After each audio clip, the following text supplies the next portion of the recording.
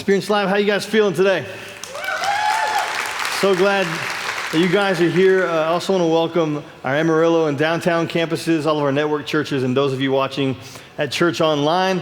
Thank you for being with us. And my name is Brandon Gwinn. I'm the worship pastor at our Southwest campus, which is where I'm standing right now.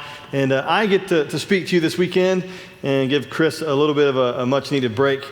And the title of my talk today is My Obsession. And it's going to be very, very simple and to the point, because that's really the only way that I know how to be.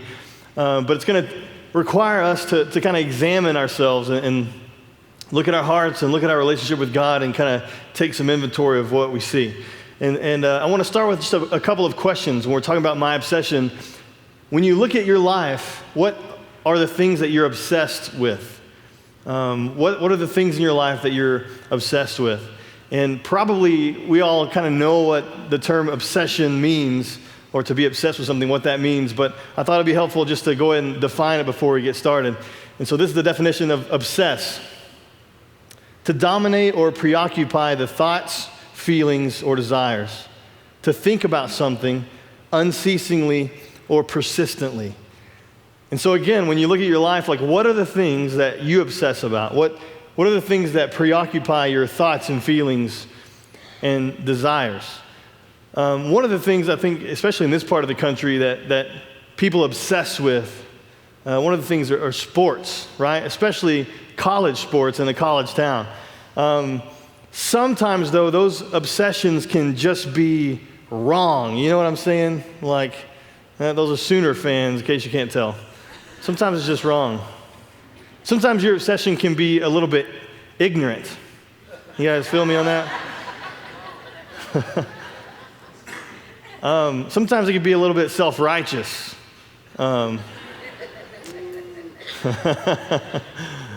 Sometimes, though, it's just pure and right. You know what I'm saying? Like, it just makes a lot more sense. And the last one I added for me, go Spurs go. Yeah, go Spurs go. That's a good one. And so, again, what are you obsessed with? What are the things that occupy your thoughts, your feelings, your desires? And, you know, when we're talking about our relationship with God, like, if you would consider yourself a Christ follower or a Christian, to obsess about anything other than God is to put our attention on the wrong things. And we're all guilty of this at times. And so I just kind of wanted to look like, you know, what does an obsessed relationship with God look like? And when, you know, we were thinking about what verses to use to kind of show what this might look like, the one that sticks out immediately in the Bible is David. You've probably heard of David. David was a king. You can read about his life primarily in the book of 1st and 2nd Samuel, and he also wrote a good portion of the book of Psalms. And so David was a man that was passionate about God, and he was obsessed with him. And God even said, when he called David to be a king, "I have found David, son of Jesse, a man after my own heart. He will do anything I ask him to do." And so, again, David is a great, great example of somebody that is completely obsessed with his relationship with God. And so I want to go to Psalm 63 to kind of show what this looks like in David's life. And if you don't have a Bible, we're going to have the verses up here.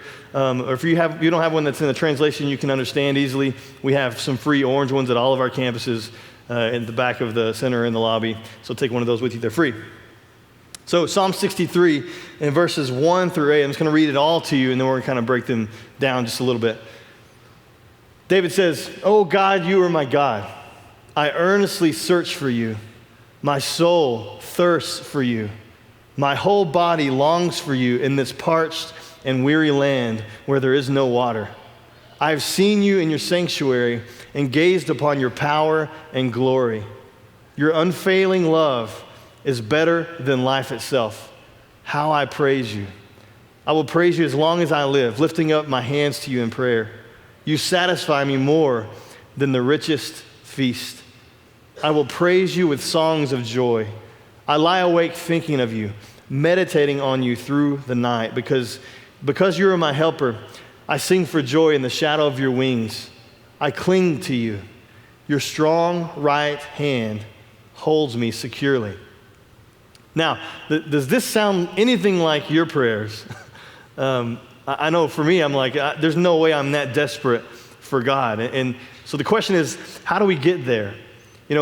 What are the things that should characterize our relationship with God that makes us obsess about him and make our lives completely centered around him? And so I have a few characteristics of what our relationship with God should look like if we're going to be obsessed with him. The first one is our relationship with God should be centered around him. Should be centered around him. And you might be saying, well, duh, right? It's got to be all about him. But we forget this sometimes. It's all about him. And really, if we're being honest, and that's what we're here to do, right? We're here to be honest. We all have somewhat of a pride problem, don't we? And there's some misconceptions about pride. Like a lot of people think, well, a prideful person is probably somebody that's just cocky and full of themselves and thinks they're great. And while that's true, that's not the whole truth. The other side of that coin is, even if you're just preoccupied with how poor and pitiful you are and what people are going to think of you and you're down and lowly, that's also a form of pride, because pride is simply a self-centeredness. It's like you're just all wrapped up in you, whether it's how great you are or how poor and pitiful you are. And that's where we live life a lot of times. It's just completely focused on us. And it's got to become more and more about him and who he is and what he's done for us. So we've got to approach the whole thing just with a posture of humility. God, it's all about you. And if we can really view him for who he is and how big he is and how great he is and how awesome and holy and all those things, it'll put us in the right place of humility. Secondly, it should be continuous. It should be continuous. He says in verse 6, I lie awake thinking of you, meditating on you through the night. There should be no end to our relationship with God. It should be a constant, continuous thing. It shouldn't begin and end with a church service, right? It's about every minute of every day. So where does your relationship with God fall when you kind of look at it in that scope? Like, is there an end to it, or is he constantly on your mind? How much you think about him during the week probably has something to do with how much time you spend with him during the week. And if we're going to be obsessed with him and make our lives wrapped up in him, we have to be spending more time with him and get to the point where he is constantly on our mind. The last thing is this: passionate. Passionate. Our relationship with God should be a passionate one. David, just going back to verse 1 says, "O God, you are my God. I earnestly search for you. My soul thirsts for you. My whole body longs for you in this parched and weary land where there is no water." That is a passionate, desperate man right there. Desperate for the God that he loves. He's extremely passionate. How passionate are we about our relationship with God? How desperate are we for him? And this is one of those things that will fix itself if we can kind of remind ourselves of what Jesus did for us on the cross. Like, we have to be reminded of the gospel. And I think for some of us, the gospel is somewhat of a fairy tale or a kind of a bedtime story, right? It's not always really real in the moment. We tend to forget as humans, right? We kind of slide and we forget all that he did. So think about your level of passion in response to what Jesus did for you on the cross. And to kind of illustrate that a little more clearly, think about this. Let's imagine for a moment that I'm just a really, really bad guy, right? It's a stretch, I know, but go with me for just a second. I mean, I've broken every single law that known to man, all of them. And I got busted. And I'm in a courtroom. And I'm cooked, you know what I'm saying? And the judge sentences me to death. Like, that's it. That's for my crimes, I'm going to die. And I'm on the table, and it comes time to put the needle in my arm. And the judge steps in and says, wait a second. I want to die in his place. Let him go free. And so they let me up, they strap him down, and they put him to death for the things that I did. Now, what would my response be in the aftermath of all that happening? In the moment, would I be like, cool, man, well, I guess I'm out then, I'll see you guys later. Thanks, Or if you saw me in the grocery store and you're like, Brandon, what happened, man? I heard that you're about to, convicted, and how are you here right now? And would my response be, well, this guy was there, and he, actually, I'm kind of not real comfortable talking about it right now, so I got somewhere to be, so I don't think so. I mean, how much sense does that make? Like 0 sense. We would be completely passionate about telling everyone we knew what this guy did for us. How is it any different with what Jesus did for us on the cross? Like, it was our sins that put him there. He died for us. And we kind of approach the whole thing casually, don't we? Like, where's the passion? We've got to remind ourselves of all that he did for us and somehow keep the gospel in our lives just really fresh and real. And the whole passion thing kind of takes care of itself.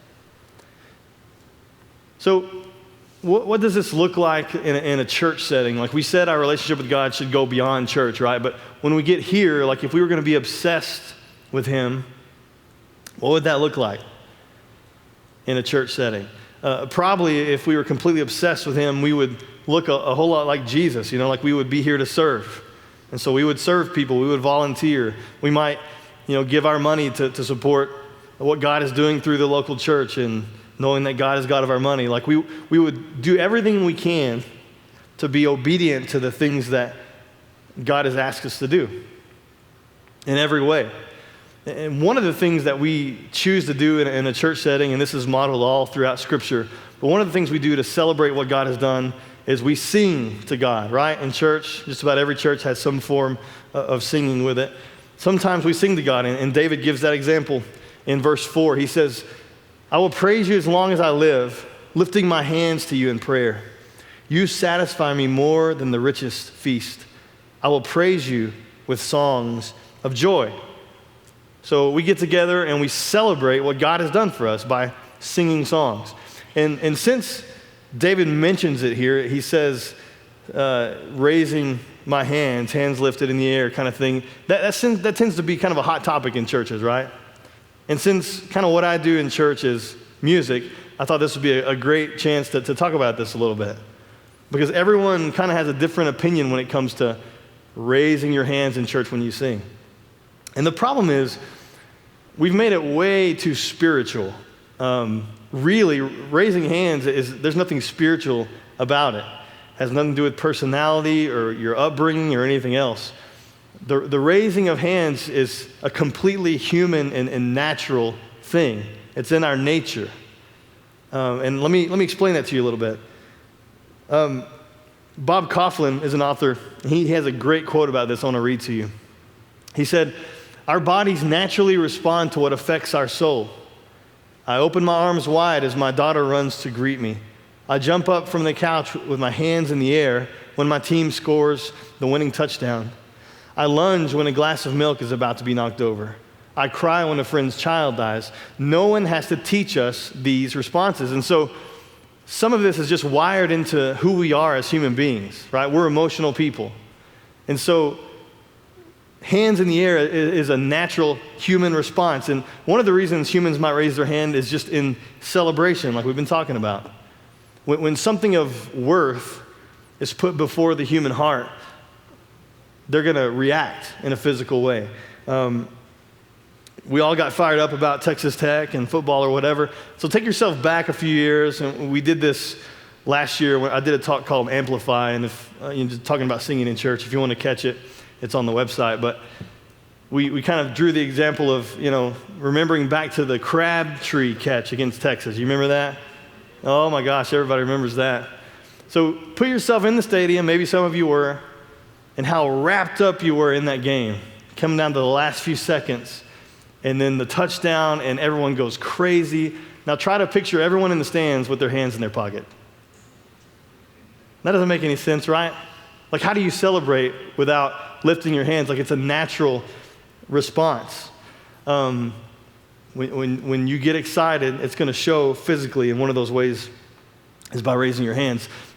Another way we do this is just if a human is just in a state of desperation, like they're just completely desperate. When humans are desperate in need of help, a lot of times they'll raise their hands. Maybe this picture will look familiar to you. This is from Katrina a few years ago.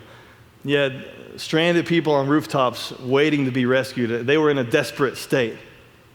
And where are their hands? They're raised up like, save me, help me. Or maybe one from just this past week. As people are covered in rubble and completely hopeless, and they're desperately wanting to be rescued, where do their hands go? They're raised to their rescuer. And maybe a lot of you that are parents will identify with this next one. If you have kids and they're hurt or they're scared or they just want to be held, what do? They raise their hands for you to pick them up. It's a completely visceral response to something we're feeling in our heart. And so, again, when it comes to our relationship with God and celebrating the things that He's done, or if you're feeling like you're in somewhat of a desperate state in need of rescue, like that's a natural thing to do, raise your hands.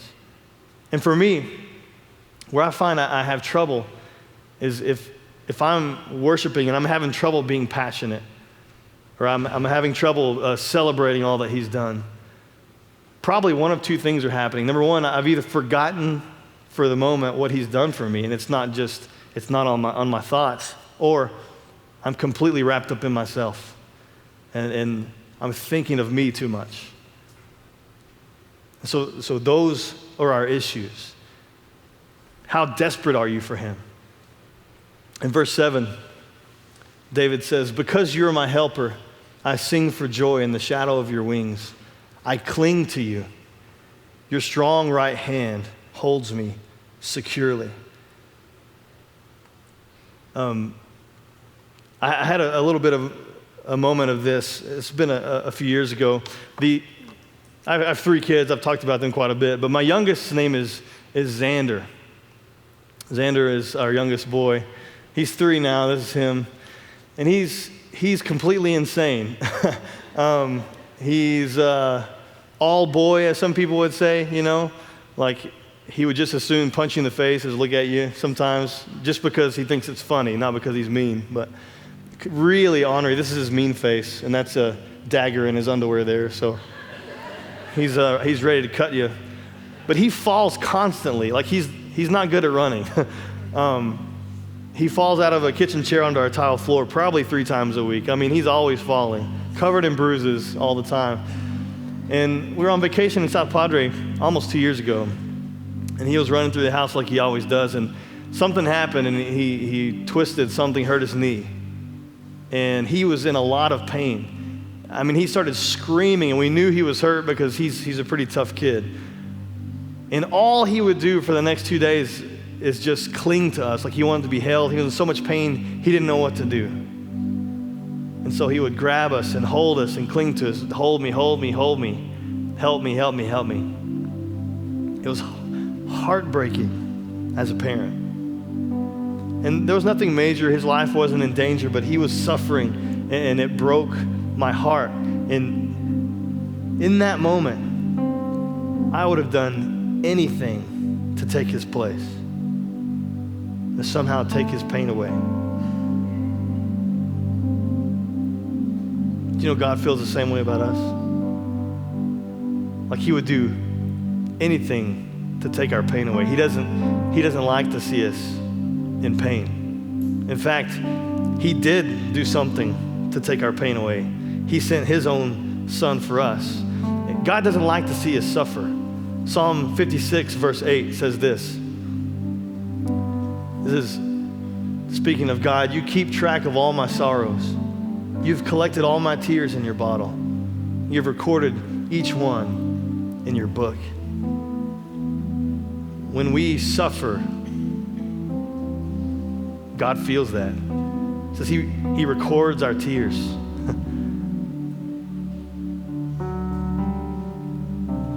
Can I tell you a secret?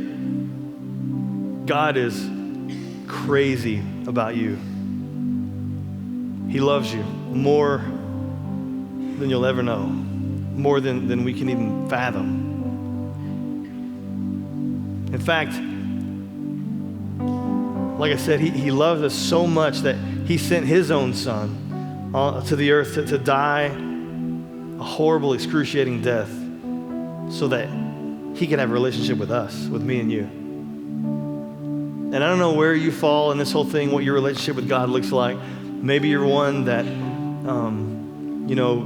the whole story of Jesus and the cross and the resurrection, that's kind of a fairy tale or a bedtime story.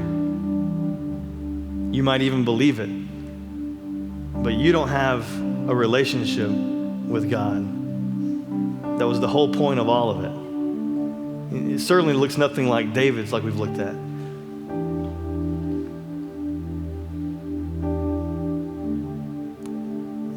God is pursuing you. He's after you. Everything in your life could be leading up to this one moment when you have the opportunity to respond to what God did for you by sending his son to die on the cross. And how do we respond to it? It's not a magic prayer. It's not just trying to be better and good enough to get into heaven. It's about accepting the free gift of salvation that he offered when Jesus lived that sinful life. He died, he rose again. And that resurrection gives us a way to be made right with God, be reconciled to him, and we can begin a relationship with him. That's not just church attendance or anything else. It's a daily, real, personal, passionate relationship that you can start right now. And the Bible tells us that our sins are then washed away, forgiven, gone forever. And we're made right with him. Confess with your mouth Jesus is Lord and believe in your heart that God raised him from the dead and you will be saved. How awesome is that? And all it takes is you responding to what he's offering you. And if you'll make that commitment today, we want to ask that you let us know about it. You have a connection card at the bottom of your bulletin. Fill it out. Check Committing My Life to Christ. You can take it to the Next Step Center at all of our campuses. There's somebody there that can answer questions or pray with you, whatever you want. We have a free leather Bible to give you. You can know what David knew, that personal relationship, and you can begin to experience the very best of God in this life. It's not just about eternity. He wants to do things through you here and for you here. He has a plan for you. But it starts with beginning a relationship. Here's the challenge for all of us. Live with the gospel in mind. Don't let yourself forget, because it's so easy to do. Don't let yourself slide. Remind yourself every single day of what Jesus has done for you. Live with the gospel in mind. One of the things I haven't even mentioned in this talk is the word worship. And really, if you look at it, that's all this is about. Just living a lifestyle of worship, thanking God for all he's done and all that he is. When we hear the word worship, we associate too many things with it. It muddies the water a little bit. We try to make it something it's not. And so I've kind of intentionally left it out. But at all of our campuses, we're going to have a time of worship now, a time of singing songs to God in response to all that we've heard today. And I want to challenge you to focus your thoughts and your obsession on him and celebrate with everything that you have all that he is and all that he's done. And to kind of start that, I want to just ask you to close your eyes where you are and at all of our campuses, and as much as you can in a room full of people, just try to get alone before God and allow him just to examine your heart.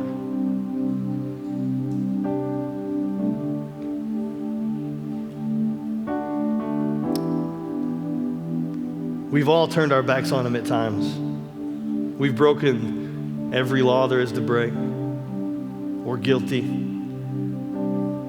He had every right to let us go and to completely turn us loose, but he ran towards us. He sent Jesus to us. And Jesus stepped out of heaven onto this earth, away from all of his glory, where he was reigning supreme. He walked on the earth, and he walked all the way to the cross and was publicly humiliated and shamed, killed for my sin and for your sin. He was completely innocent. And he gave himself up willingly for you so that you could have a relationship with God and have the right to worship him. He remembered you.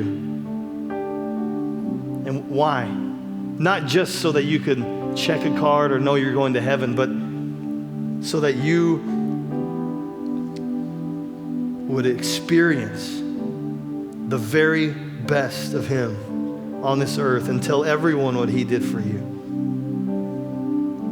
So that you could sing his praises, you could bring him recognition. Look at him. Look how great he is.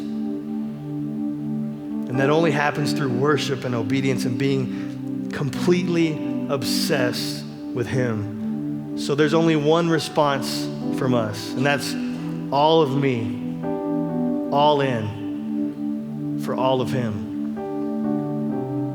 All of me in praise of him. My hands high and my heart abandoned, completely obsessed. God, thank you so much for all that you've done, and thank you is just seems almost like an insult after the sacrifice that you made. So God, our only response can be all of us just completely surrendered to you, not in a casual way, but God, in a passionate, obsessed way, that we could just completely surrender our hearts to you and worship you and praise you and not be afraid of what someone else might think, not have our thoughts wrapped up in us, but sold out to you.